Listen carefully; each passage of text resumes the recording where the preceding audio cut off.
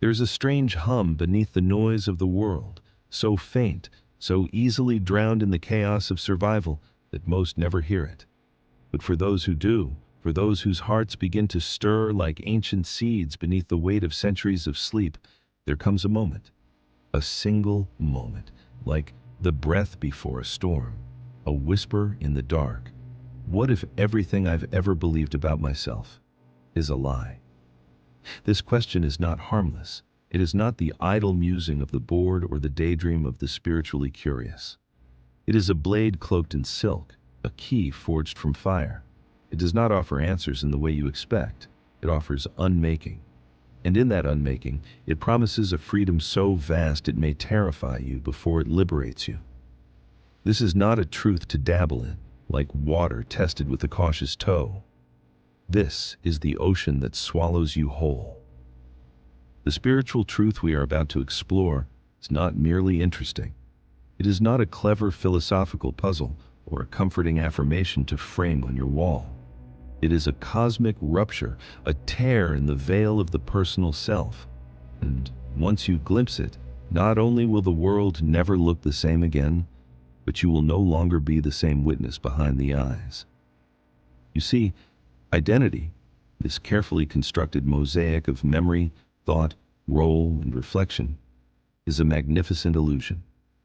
We build it piece by piece, beginning with a name we did not choose, a culture we did not design, a language imposed upon our tongue.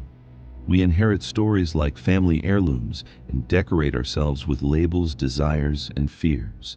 We become what we are told to become, and we wear it like a sacred costume, forgetting that beneath the fabric, the actor is faceless, nameless, and eternal.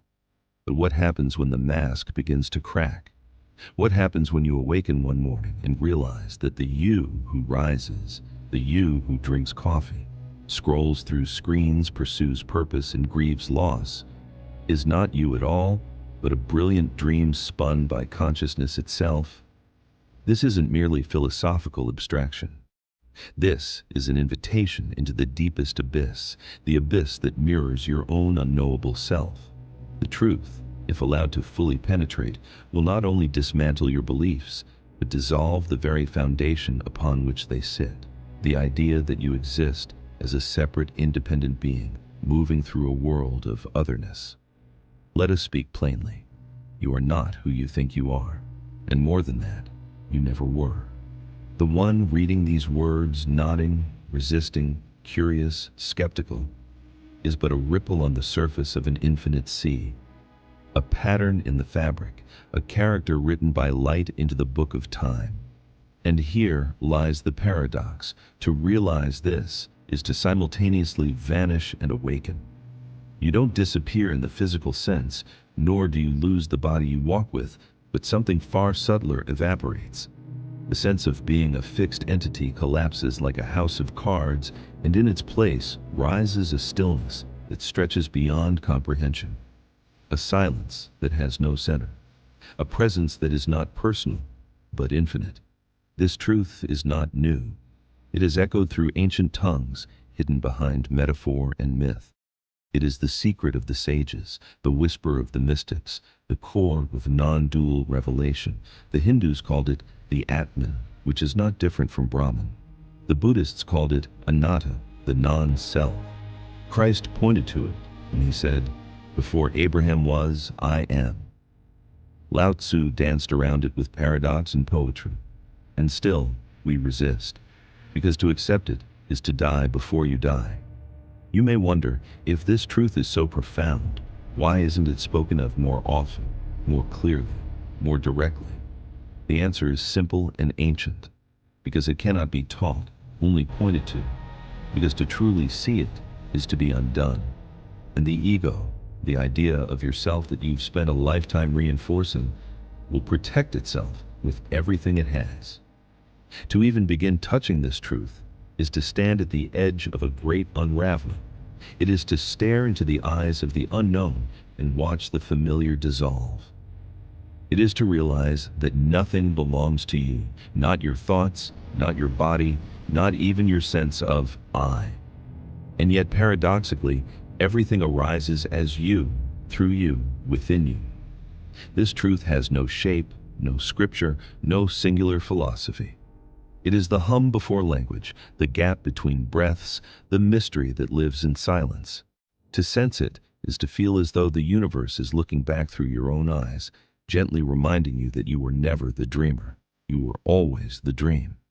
But make no mistake, this awakening is not a comfortable affair. It is a storm, a fire, a sacred undoing. You may lose what you once called yourself, but what you gain cannot be spoken. It can only be lived, breathed, embodied, and so we begin. With reverence, with caution, with courage. For if you are truly ready, this truth will not merely change you, it will end you.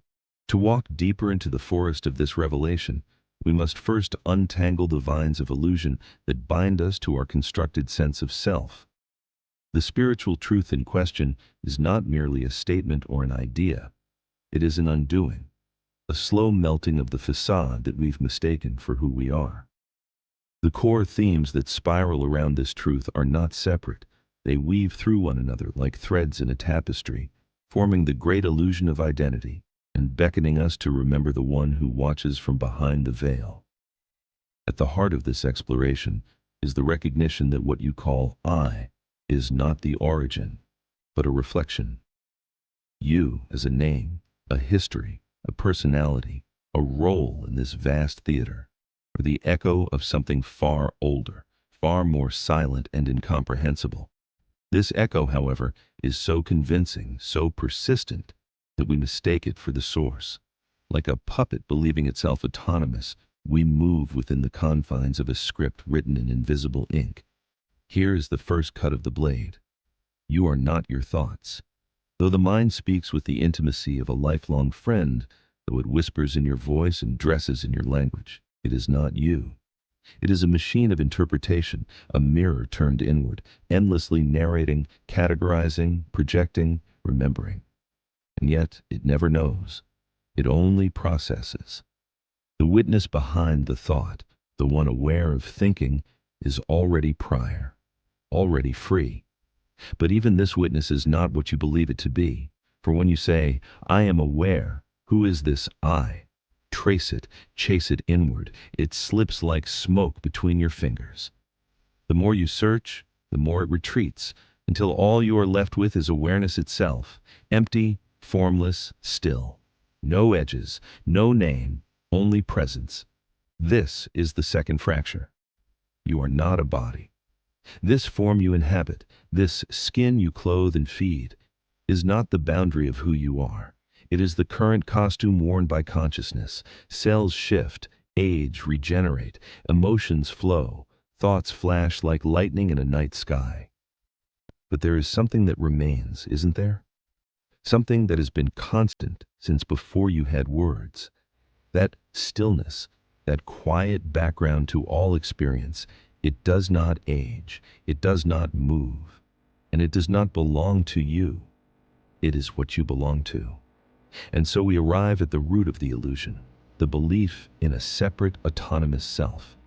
This is the central dream, the axis around which all suffering spins.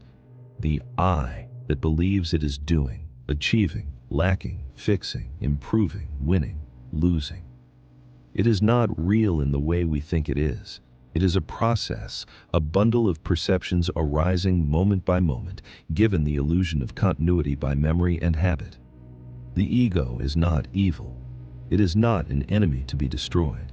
It is a beautiful servant, a necessary interface for experience. But it is a terrible master. When the ego rules the throne, everything becomes a matter of survival, success or failure, gain or loss, validation or rejection. The world becomes a mirror of its own imagined separateness, and thus begins the chase for identity, for worth, for permanence in a world made entirely of change. The irony is that the very thing we fear, losing this separate identity, is the doorway to what we've longed for all along. Peace. Not the peace of quiet days or solved problems, but the peace that passes all understanding. A peace that comes not from having more or knowing more, but from realizing you are not the one who lacks. To touch this truth is to come into contact with what some call non-duality, the recognition that all is one appearing as many, that consciousness is not in you, but you are in it. There is no separation, not truly. The boundary between self and other, between subject and object, between you and the world, it is painted in the mind. And when that painting dissolves, you find yourself as the canvas, the painter, and the paint. But such realizations are not always gentle. They are not always comforting, because the identity, the constructed self, fights for survival. It clings to its history, its stories, its uniqueness. It resists silence because silence reveals its absence. And yet, even this resistance is part of the dance. Even the fear of awakening is just another ripple in the stream of awareness. The deeper truth is that nothing is truly lost. When the personal identity collapses, what remains is what was always there, pure being. Not a being with a face or name or role, but the unnameable essence in which all faces, names, and roles appear and vanish. You do not become something new. You simply remember what has always been true. And here, paradox again dances into view. You were never who you thought you were.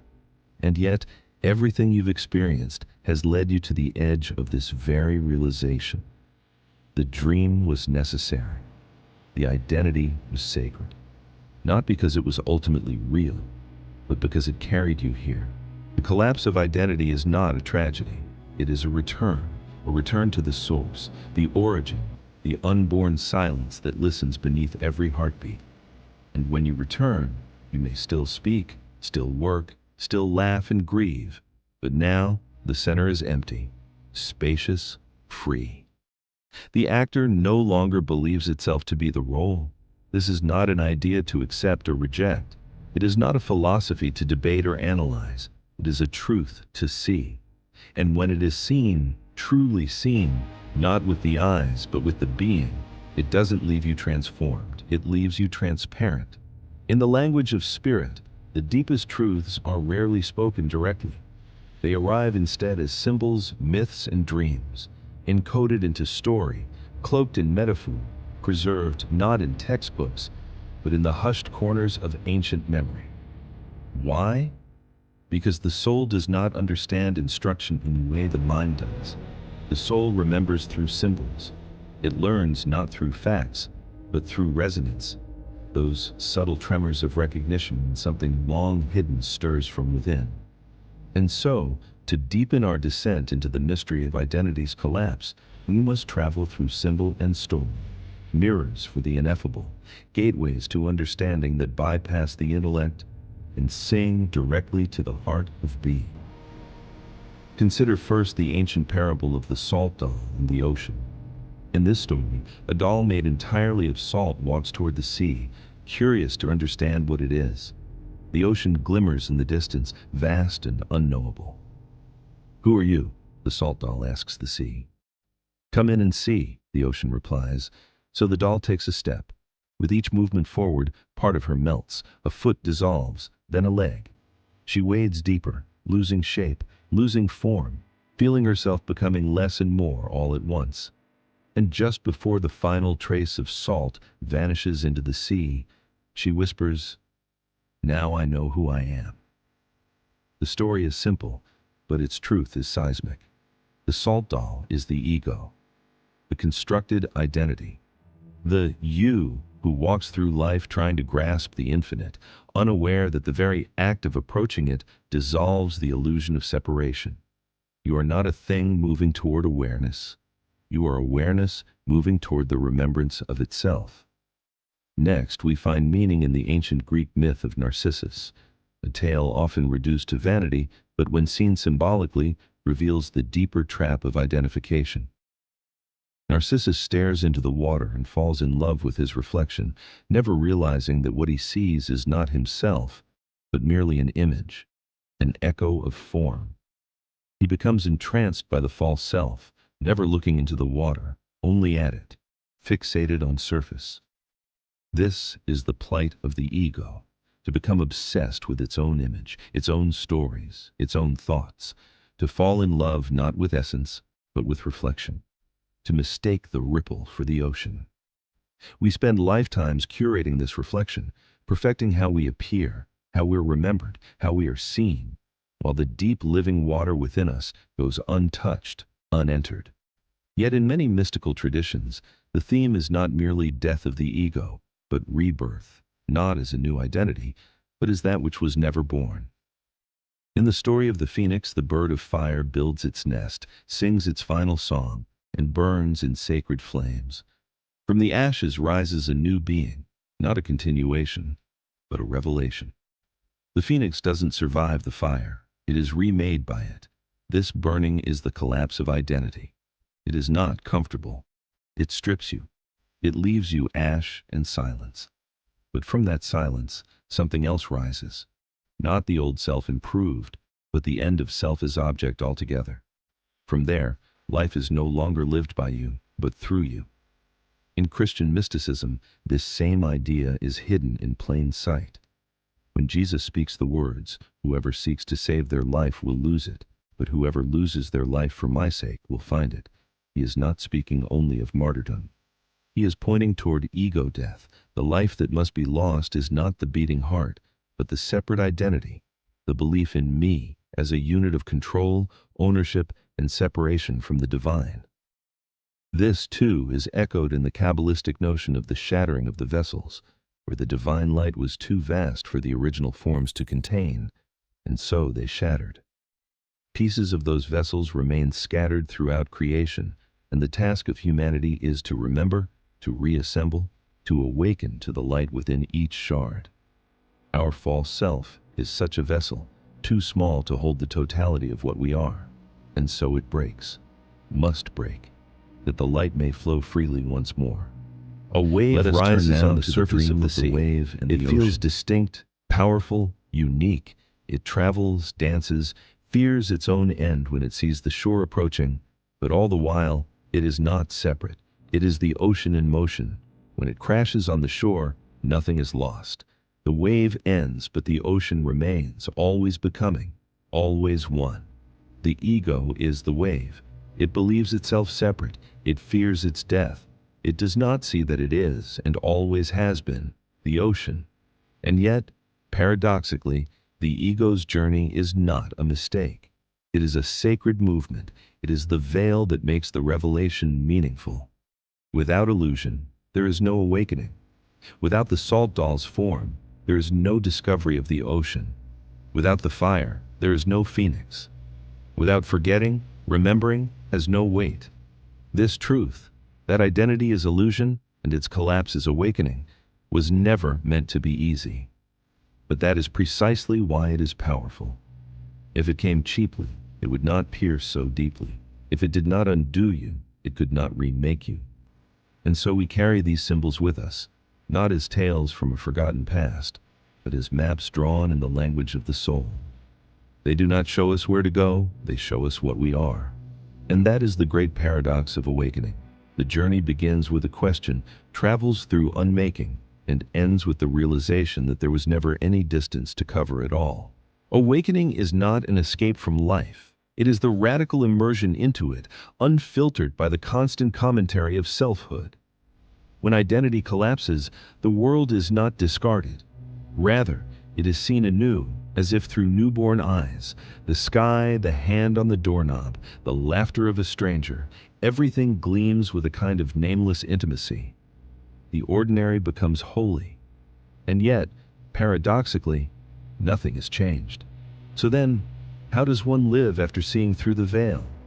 What does this collapse mean for the roles we still play, the emotions we still feel, the choices we still make? The answer is both beautiful and bewildering.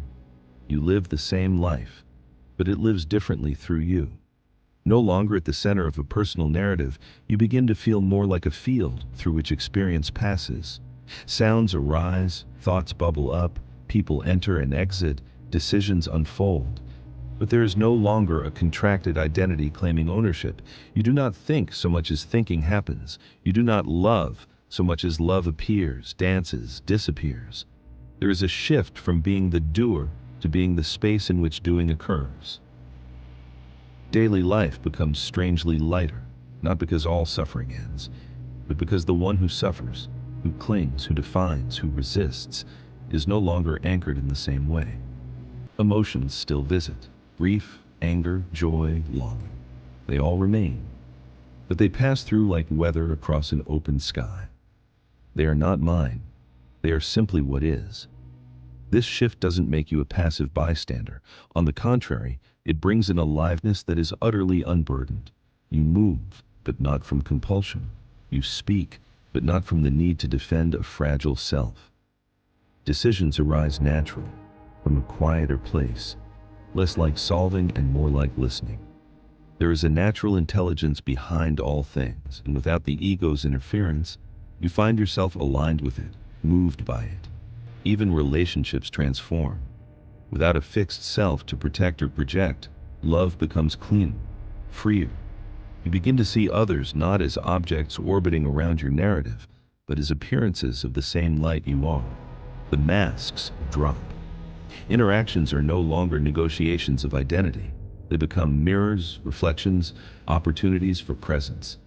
And yet, paradoxically, you still play your role. You still say, "I love you." You still get frustrated. You still wash dishes, pay bills, care for your children. But now, these acts are not means to an end. They are the end. There is no longer the drive to become, only the freedom to be. This also changes how suffering is perceived. Previously, suffering was seen as a personal failure, an insult to the ego, a storm that threatened to destroy me. But in the light of non-identity, suffering becomes an invitation. It is no longer your suffering. It is suffering, moving through the field. And in that space, there is room for compassion, first for yourself, then for all. You begin to see that everyone in every moment is doing what they believe will preserve their sense of self, their image, their safety. And in seeing this, judgment softens. Forgiveness becomes not an effort, but a natural outpouring. Even work, purpose, and creativity begin to shift. So much of what we pursue, success, acclaim, influence, is driven by the unconscious need to solidify identity. When that structure dissolves, what remains is play. You may still build, create, strive, but no longer to prove you exist. Instead, it becomes an expression of joy, of service, of spontaneous unfolding. You write the book not to become a writer, but because the words insist on being born. You teach not to be seen, but because the truth cannot stay quiet in you. This truth also affects how you hold the future. Where once there was anxiety, control, the need for certainty, now there's a strange peace, not a numbness, but a trust. You realize that since there never truly was a you steering the ship, the storm does not belong to you, and neither does the calm. Things come, things go. But the space in which they arise, the true self that has no name, remains untouched. Of course, remnants of the ego still echo.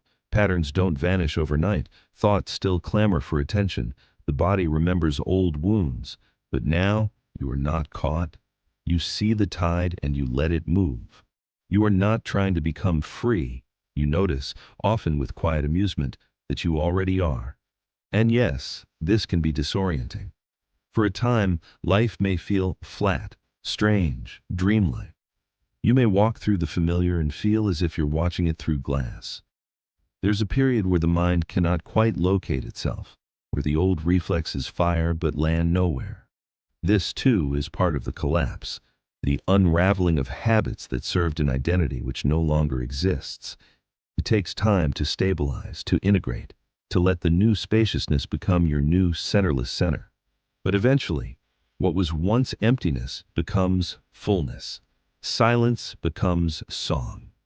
You find beauty in the smallest things, not because they matter to your story, but because they exist. A leaf fluttering in wind becomes a revelation.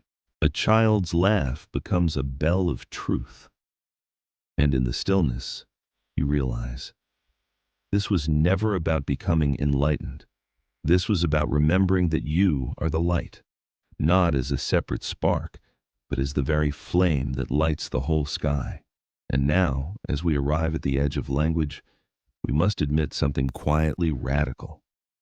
Everything we've explored, everything we've pulled apart, dissolved, honored, and reframed, it was never truly about truth itself. It was about you, not the character in the story, not the name on your ID or the voice in your head, but you, the unspoken awareness reading these words, not from a distance, but as the very space in which these words appear. The spiritual truth we've carried like a torch through the fog is not a thing you learn. It's not a secret you acquire. It is a mirror so polished it burns your reflection away. And what remains is not something new. It is what has always been. The luminous, effortless being that was never born and cannot die. This, if seen clearly, is the most liberating and terrifying realization a human can have. Terrifying, because it dissolves all anchors. Liberating, because those anchors were always illusions made of thought and time. Identity collapses, yes, but what rushes in to fill the space is not absence. It is vastness. In truth, you do not awaken to something beyond yourself. You awaken from the idea of yourself, like a character in a dream who suddenly remembers mid-narrative that they are the dreamer. The plot doesn't stop. The world doesn't vanish, but the urgency falls away. The drama is seen for what it is, beautiful, fleeting, made of light. And here is the secret most are afraid to tell you. There is nothing you must do to attain this. No long path, no 10 steps, no mastery required. You do not need to purify yourself, perfect yourself, or reach some imagined spiritual summit. You are already that which you seek. The problem is not your distance from truth. It's that you are trying to grasp it as someone. But the one trying to grasp is precisely what must be seen through. This realization can come like a thunderclap or dawn like morning mist. For some, it's a sudden unraveling. For others, a slow and quiet surrender. Either way, it is not a goal. It is a collapse. Not an achievement, but an end. And what a beautiful end it is. The end of seeking. The end of resisting. The end of pretending to be someone you never truly were. And from that end, life begins again. Not as a continuation of the old, but as a flowering of the present. You may still play your part, still speak your name, still laugh and weep and forget and remember. But now, each moment arises within you like a wave from the ocean of being. It comes, it crashes, it dissolves, and it is enough. Nothing added, nothing taken away. You are no longer the center of the story, because the story itself is now seen as a shimmering mirage on the surface of the infinite. And yet, you don't disappear into abstraction. You become more here, fully in the body, fully in the heart, fully in the ordinary, because there is no longer any need to escape. There is no longer any tension between who you are and who you thought you had to be. And perhaps most astonishing of all, you may find yourself returning to the world not with detachment, but with love. Not the sentimental love born of desire or fear, but the fierce and formless love of recognition. You look into the eyes of another and see no other. You touch a tree and feel the same breath that moves your chest. You hear a cry of pain and no longer ask, "Is this mine to feel?" Because all feeling flows from the same root. The separation was never real, only believed. So what now? Now you live. But not as the one who must get somewhere, not as the voice narrating life. Now you live as life itself, the wind through the trees, the silence between thoughts, the beat of a heart that was never yours and yet has always been you. This spiritual truth is dangerous to the ego, yes. It will collapse what you thought was solid. It will undo your conclusions, your attachments, your carefully scripted identity. But it will give you something far greater in return. Nothing. Not emptiness, but freedom. A spacious, wordless knowing that needs nothing to complete it. You will still be misunderstood. Still feel pain. Still wake up on some days uncertain. But you will also laugh from places you didn't know existed. You will love with a heart that cannot be broken. You will walk through this world not as someone separate, but as a living expression of the mystery that breathes all things into being. And in that walk, you meet others.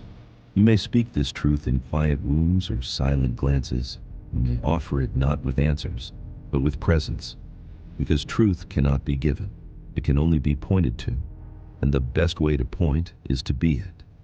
So here, at the end of our exploration, I offer not a conclusion, but a mirror. Look into it, not to find yourself, but to see what is looking. There is no need to believe me. There is no need to remember anything I've said.